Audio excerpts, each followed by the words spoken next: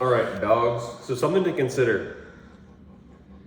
When you have an idea of something that you physically want to do, your actual physiology has to match that. And so what I mean by that is like, if there is some, like, if you have an idea of I want to be able to throw 100 pitches or 150 pitches, including warm-ups and everything, as hard as I can, once a week or twice a week if I need to, like every 5 days, every 6 days, every 7 days, whatever it is. If that is your idea, right?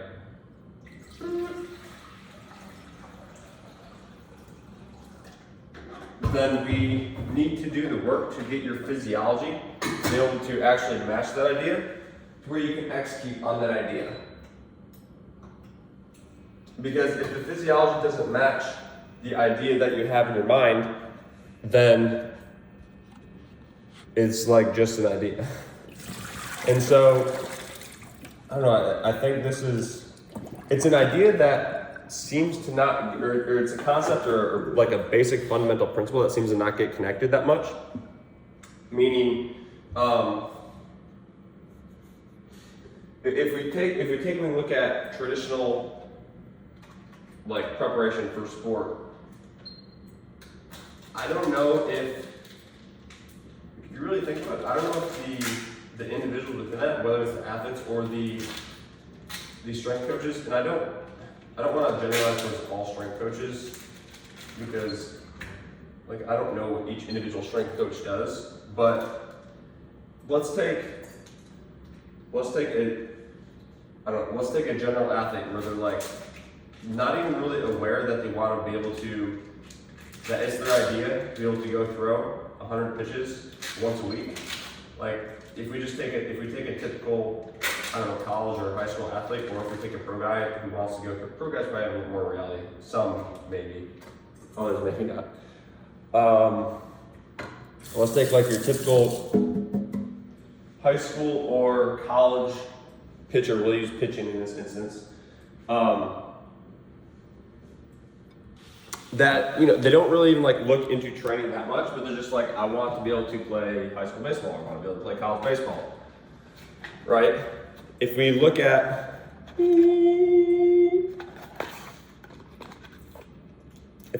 those guys, like I don't think they even realize that their idea is to be able to want to throw 100 pitches once a week, or 150 pitches once a week. It's because it's just like, I don't know, because it's like the sport, like because it's seen as normal and because it's like not the story that's told, it's just like, this is something that I should be able to do without having to put anything into it. I don't know if it's without having to put anything into it, but like, it's not respected or it's not even considered the amount of work or the amount of preparation that could go into that. Maybe that's a better way to say it, where it's like, the reason that I'm bringing this up is like I was talking to a dude yesterday who he's a senior in high school and he's been having army issues for a couple months now, and he was doing PT work, and this isn't even going there yet. He was doing PT work and he's been doing the same PT work for like the last 6 years. Like every time that he went to PT, it was basically the same thing.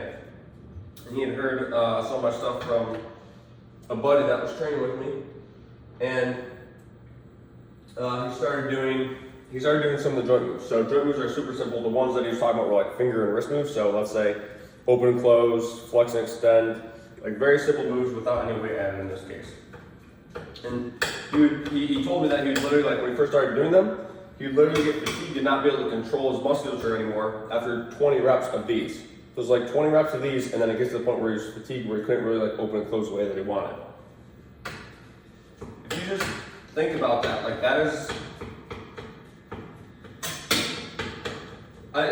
it's kind of like absolutely insane, and it's not the kid's fault. I mean, to some degree, it is like. We don't even necessarily have to say it's anybody's fault, I guess, but it's like,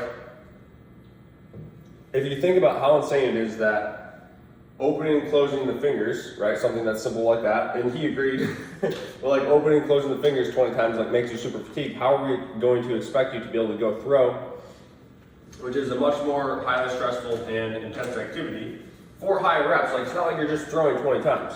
Like you're throwing 100 times, or you're throwing 75 times, or you're throwing 150 times, like, you know, long toss, mound work before game, like all that included. Like it actually wouldn't make sense if you fatigue at 20 reps of this, or if he fatigues at 20 reps of that. It wouldn't actually make sense for his arm to feel really good when he throws 150 times as hard as he can. Like that wouldn't make sense in terms of how our body works or how the physiology works. It's like how does that happen? It wouldn't make logical sense, right? So my point here is I mean, the dude was doing PT for like 6 years. And how does the PT not connect, or in his specific PT? I'm not generalizing towards all PTs. I don't know his specific PT, but I know what they had him doing, or what that PT had him doing. Like, how does that person at some point not put together the fact that, I don't know, he's been doing the same thing for 6 years and it's not working.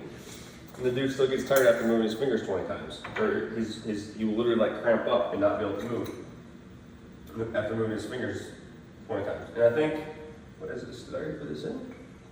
Oh. I think what it comes down to is just like the dude, and when I say the dude, I mean like that PT or people providing training or preparation. It's like so stuck in like the piece of paper that's in front of them, or the protocol that they're given, that it's like there's an inability to actually step out and look at what's really happening.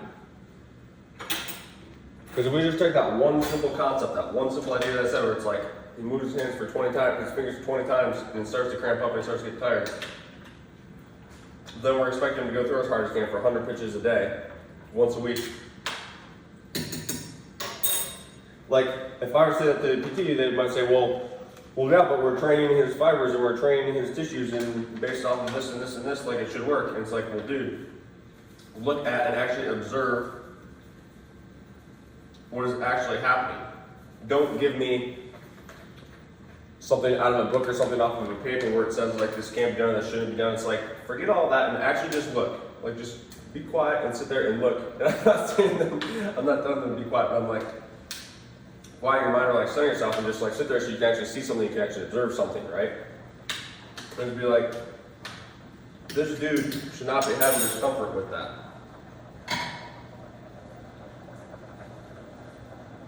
You know? It's crazy. Did I put this in yet? I don't think so. If I already put it in, we're gonna have extra cumin today. That's fine.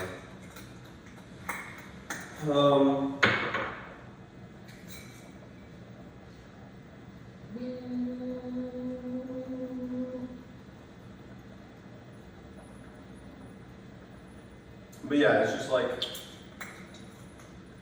I think the phrasing of your physiology has to like match the demand of your idea, or of your of kind of the thing that you want to do. It makes a lot of sense, because it can work to separate a little bit of the ideas that you have in your head.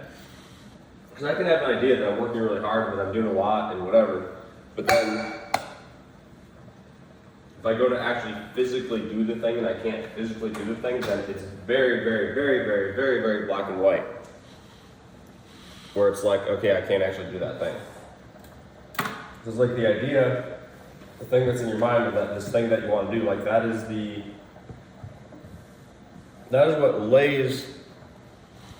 what lays the potential, that is what lays the possibility. And then how your system or your body responds when you actually go to do that kind of like shows the reality of it, and shows where you're at in relation to that potential.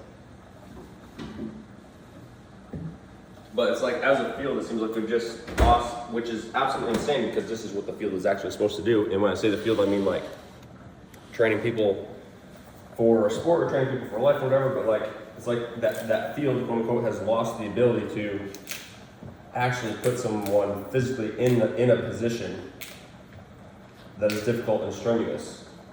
You just like show that person like you are not able to do this yet, or you can do this, or whatever it is.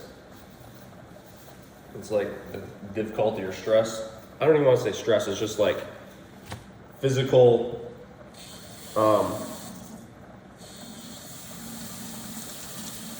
physical difficulty is like, because there can be pain and some discomfort attached with it. It's like that seen as a bad thing that we want to avoid. It's like, no, man. We actually need that to prepare you, because that's what we're talking about. We want to ask you to do difficult, and we want to ask you to do hard things. And so to prepare you for that, we need to do difficult and hard things.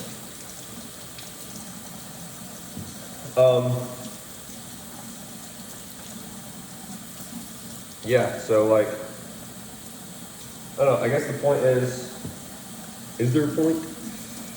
The point is just like, try to get out of,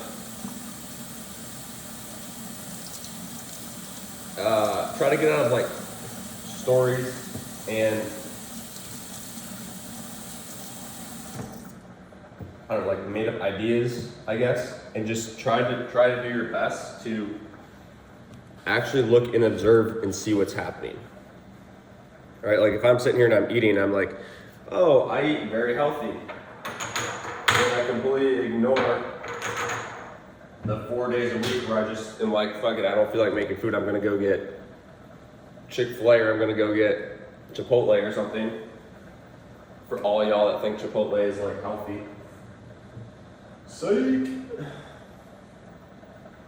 I mean, it's better than McDonald's, I suppose, but what are we even talking about?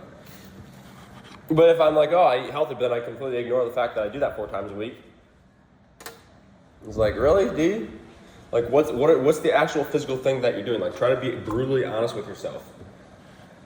Look at what is the actual physical thing that you are actually doing. The same goes with preparation. Like, are you asking yourself to unload everything that you possibly can in a training session?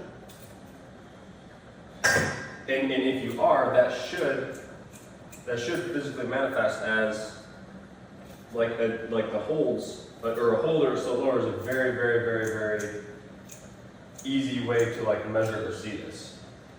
So I remember back when I was first starting to do the holds, I'll get into a deep push-up and it'd be like, okay, once I got to 3 or 4 minutes, really the only thing that changed was to get me to 5, or eventually to get me to 7 or 7.5 or 7, something like that. But like the only thing that changed was just a decision to actually like do it right now and to do it today. To stop building towards it and just like do it.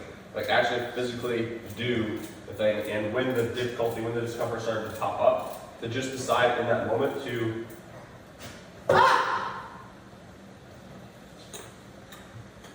just decide in that moment to actually do it and to change and to make some difference. So what I'm saying is like, it's one thing to say that you are, bro,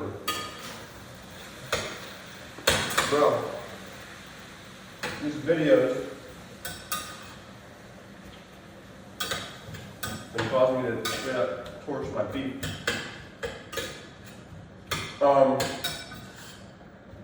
But my point is, like, if we're going to say that we're actually physically stressing and pushing ourselves as much as we can, then the actual number should go up. It's not like we stay stuck at a certain point. It's like the actual number should go up. If the number is stuck, then that means that we're literally not like, we're not actually challenging our system. So like, in that instance, let's say if a deep push-up time has been stuck at like 5 minutes for 5 years, that person has stopped pushing in that specific thing. Which is fine, it's just like it is what it is, but it's like, be able to, again, actually see and observe that, not bullshit yourself or bullshit the person, be like, oh, I'm trying as hard as I can. It's like, okay. If you're trying as hard to get a number won't move, then you're basically saying that, like, and something as simple as a deep push-up. Well, you're basically saying, I can never get better ever because I'm trying and it's not working. It was like, okay, just do it then. Like, just actually officially go on. Anyways, kind of like a side tangent. Maybe it makes sense, maybe it doesn't, but point is,